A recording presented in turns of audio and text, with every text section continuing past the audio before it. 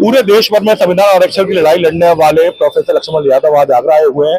कई मुद्दों पर उनसे चर्चा करेंगे। आगरा में किस तरह का कार्यक्रम है और ये लड़ाई उनकी किस तरह से जारी है। तो साहब, आप आगरा आए हुए, क्या कारण है? आज आगरा तमाम वैचारिक संगठन के लोग, जो संविधान को मानने वाले लोग हैं, वो सारे लोगों से मिलने का एक कार्यक्रम बना।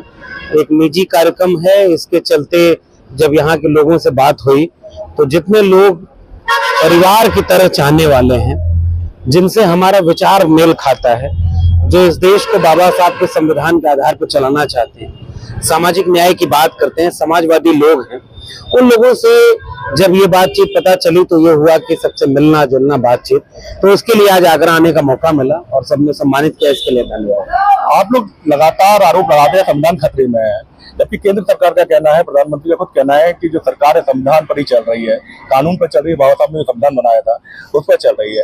अब क्या लगता है कि किस तरह से? देखिए, सरकार तो संविधान के ही आधार पर चुनी जाती है और सरकार चलती भी है संविधान के आधार पे, लेकिन संविधान के आधार पर चल करके वो भीतर से जब संविधान को कमजोर करे तो जनता का और नागरिक का फर्ज बनता है कि वो सवाल करे अपनी चुनी हुई सरकार से।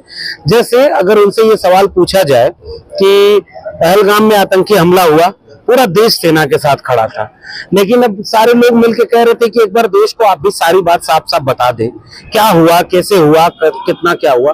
आप उसको बताना नहीं चाहते। आप रैली पूरे देश में कर रहे हैं, लेकिन संसद का विशेष सत्र नहीं बुला रहे। पाकिस्तान बुलाया, आप नहीं बुला रहे।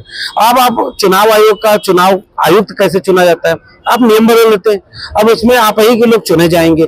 चुनाव आयोग पर इतनी शिकायतें हो रही हैं। आप सोचिए कि मध्य महाराष्ट्र के चुनाव के लिए इतना गंभीर आरोप लगाया जा रहा है कि पूरे चुनाव को मैनिपुलेट किया गया। तो लोकतंत्र और संविधान कमजोर यहाँ से होगा।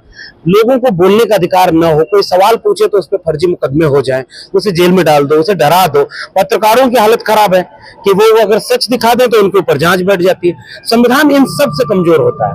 कहीं ना कहीं पीडीए की भी लड़ाई आप लोग लड़ने की बात कर रहे हैं, किस तरह की लड़ाई है पीडीए? देखिए, पीडीए समाजवादी लोग जो बाबा साहब के संविधान को मानते हैं, जो डॉक्टर राम मनोहर लोहिया के समाजवाद को मानते हैं, उन तमाम लोगों की लड़ाई ये है कि पिछड़े, दलित, अल्पसंख्यक इस देश के जितने भी लोग हैं, जो हाशिए पे ढकेले गए, जिनको शिक्षा रोजगार से वंचित किया जा रहा है, जिनको हक अधिकार नहीं मिल रहा। अभी आप देखिए कौशाम्बी में एक पाल समाज की बेटी के साथ कितना बड़ा अन्याय अत्याचार, और उप मुख्यमंत्री की सक्रियता से पुलिस को सस्पेंड करके पूरा मामला बदल दिया गया।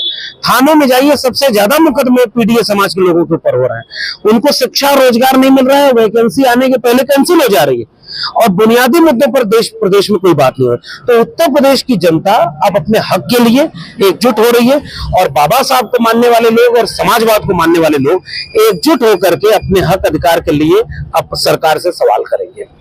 ये थे लक्ष्मण यादव, जो जिनका सीधे सीधे कहीं ना कहना है कि पीडीए की लड़ाई पूरी तरह से विपक्ष लड़ने का काम कर रहा है। वहीं केंद्र सरकार संविधान की जरूर बात करते हैं, संविधान को लेकर काम कर रही है। आगे से विकास यादव, मूल न्यूज।